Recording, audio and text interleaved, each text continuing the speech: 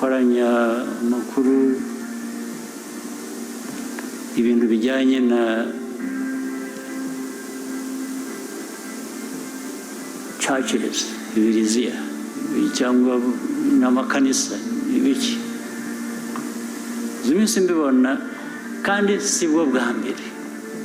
Hari ubundi icyo kibazo cyavutse sinzi na bamwe mubyibuka, hari abantu basa n'abijijisha ntibagire memore. Ikintu cy'amakanisa ni iki? Murabanza mugahera ku induru ikavuga bafunze amakanisa, babanje ugahera kuvuga ngo ariko ubundi yagiyeho ate amakanisa cyangwa ni iki? Ukabona amakanisa mu Rwanda ngo amakanisa bafunze ibihumbi, amakanisa ibihumbi ni iki? Mwarwaye iki koko Abanyarwanda? Ariko ngira ngo ni ibibazo byo kuba Abanyafurika dufite ikibazo rwose. Imbaraga twari dukwiye kuba dukoresha gukemura ibibazo bya buri munsi bitureba,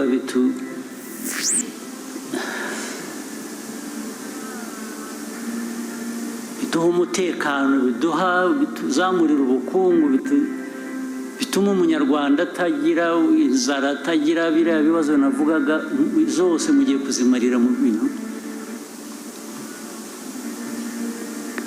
Ko twagize iki kiganiro tukakiganira bihagije ndetse bigasa nkaho hafashwe umwanzuro, habaye iki nyuma yaho ku buryo twongera tugasubira hahandi? Ubu koko mwebwe nk'Abanyarwanda n'aba bicaye, mwebwe abadepite mwicaye hano ubwanyu, ubu hejuru yo kuba umudepite mwumva mufite aho mushingira ku buryo buri wese muri mwe yagira ikanisa mu gikari cye? Ukaba umudepite, ukaba umupasitori, ukagira ikanisa, warangiza erega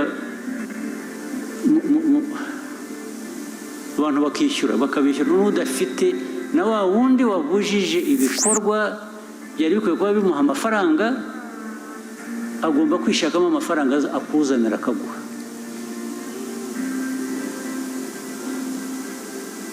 Mu kuvuga rero abantu bavugishije ukuri, ayo makanisa amwe yagiyeho kugira ngo abantu bakamure na duke abantu bafite bibonera umutungo wabo.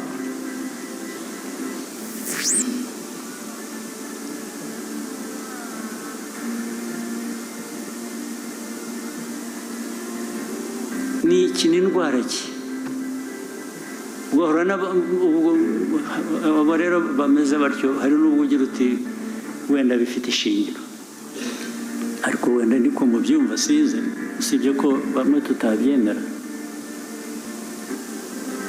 Uhuye n'umuntu aravuga ngo urareba nijoro nari ku musozi kanaka nabonekewe, nahuye n'Imana, navuganye nayo.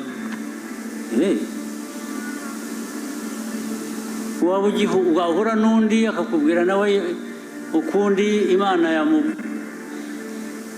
ibyo yamubwiye. Wahura n'undi ni umuhanuzi, arahanura ibizaba ejo kuri kanaka no kuri kanaka. Mbere na mbere yewe mpuye nawe ukambwira ibyo, nabanza kukubaza niba utari umusazi. Ugomba kuba uri umusazi, niho nahera. Icya kabiri, nagusaba ubuhamya, evidence.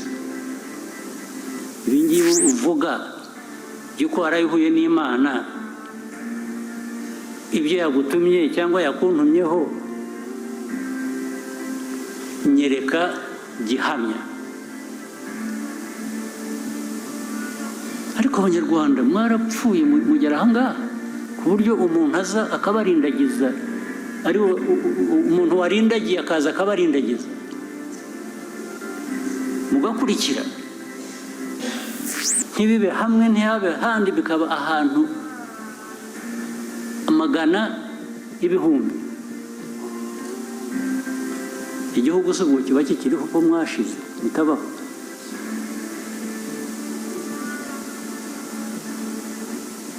Ariko ubundi ibijya kubaho byo hari ibyo twari tumenyereye, hari bitwavutse bamwe muri twe tunashaje turabisanga byamenyerewe abantu. Ibyo ntabwo nzirwa njya kubibaza, nubwo niyo naba hatari ibyo nemera, nta mpaka najyamo cyangwa nta rubanza najyamo, ndabyihora bikamera gutyo.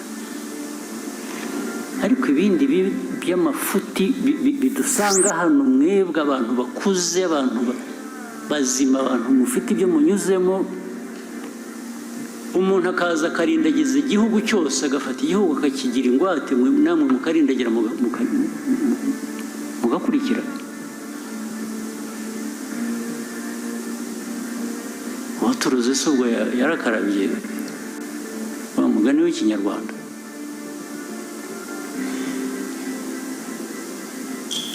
Abandi ngo muraho mwagiye mu mashuri, mwarize, mwaraminuje, muraho muri abantu b'abirasi, babandi ba VIP, warangiza ugashukwa n'umusazi ukamukurikira, ntunamubaze utari kurantwarahe.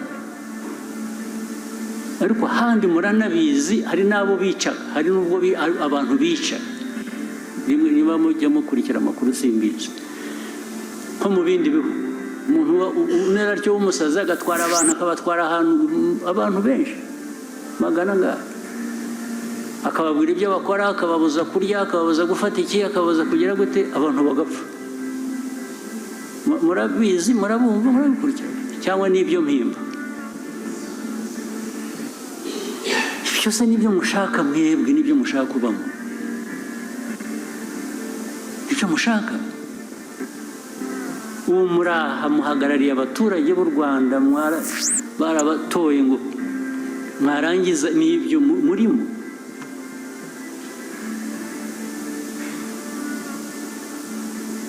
Niba mushaka kuba abapasiteri, muve mu budepite mugende mu abapasiteri.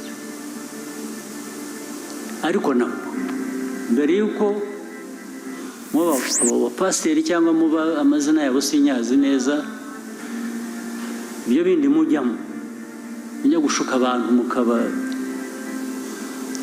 mukabahanurira. Wabanje ukihanurira se, urajya guhanurira abandi bantu ngo babwire ngo bazaba batya, wowe wabanje ukamenya ibyo uzaba wowe. Urico ricyo ntazi, urajya gushuka abantu ngo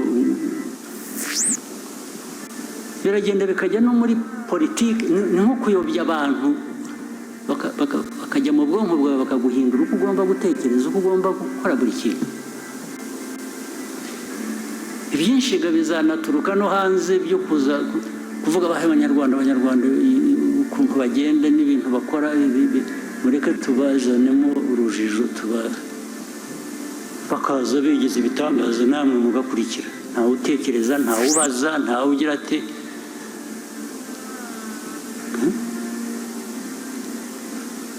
nuje. Hari izindi manza nyinshi ngo abashinzwe ubutabera bamwe barabizi. Hari uburyo bwinshi bwo kwica abantu bagapfa bakaremba, cyangwa ukabambura ibyabo na bike bari bafite bakayobora. Hari abandi baza bakubwira ko bagiye kukugira umukire, ukabanza kakaduke wari ufite uteza n'igihumbi aho ukakizana, bakaguha bitatu, ukagenda ukabuze uriya muntu ukabijyana, ukongera ukagaruka.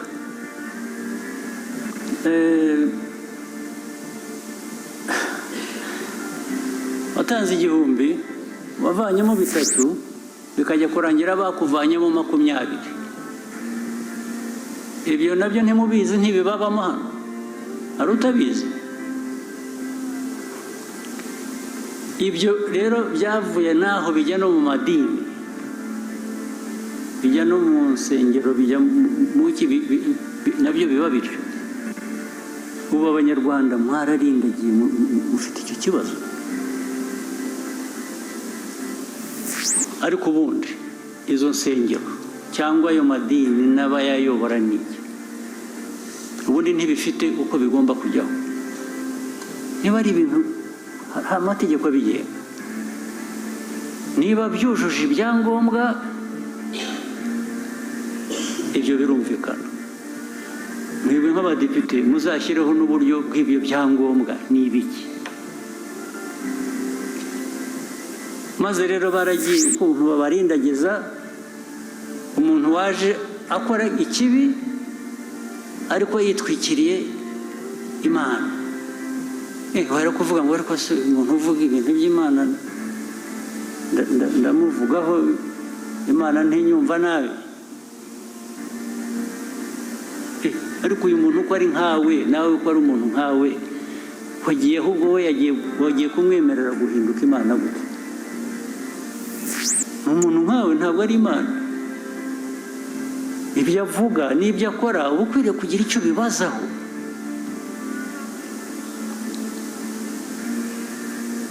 ntabwo mwese mwabindindagizi mukaba u Rwanda bakarusenya ejo mugasanga n'ibi byose tuvuga dushaka gukora biteza igihugu imbere hari umuntu waje abica mu mutwe ku buryo n'inshingano mufite cyangwa ari ibyo mwagombaga kwikorera mwebwe ubwanyu ari n'ibyo mukorera igihugu mukabivaho mukajya kubita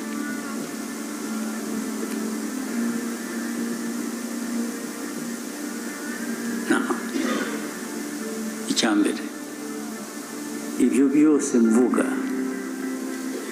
hari amategeko ariho cyangwa se niba ashaka hari biri na ngombwa kuyanoza hari ibitari biriho muri aya mategeko muri hano n'abandi banyarwanda mushyiraho ayo mategeko atugenga tugomba kubahiriza kugira ngo tutaze kuba abantu bari aho bihuza gusa bigomba kubahirizwa rero ibitubahirije amategeko ntibikwiye kubaho ubwo nabwo nabonye ku media bavuga ngo ibi bintu ariko banza perezida atabizi ibintu byo gufunga insengero ni icyaha ndabizi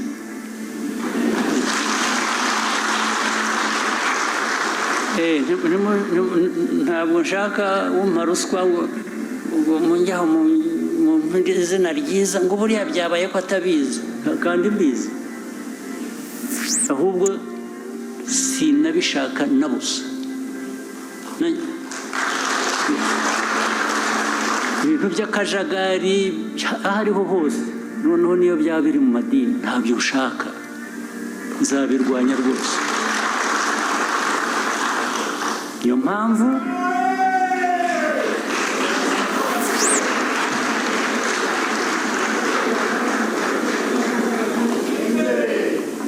niyo mpamvu mwebwe nk'abadepite n'abandi mufatanyije n'izindi nzego hajyeho uburyo buyobora abantu mu nzira yumvikana budafite uwo buhutaza iyo mvuga budafite uwo buhutaza ntabwo mvuga muri abo ngabo babirimo bakora ibyo baba bakwiye guhutara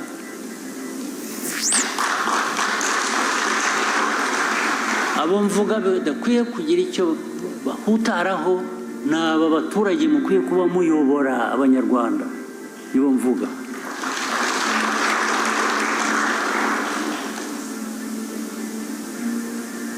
abanyarwanda mubeshya mukabajijisha mukabatwara aho badakwiye kuba bajya mukabambura na bike batunze mwebwe mukabigira ibyanyu bigomba guhagarara byanze bikunze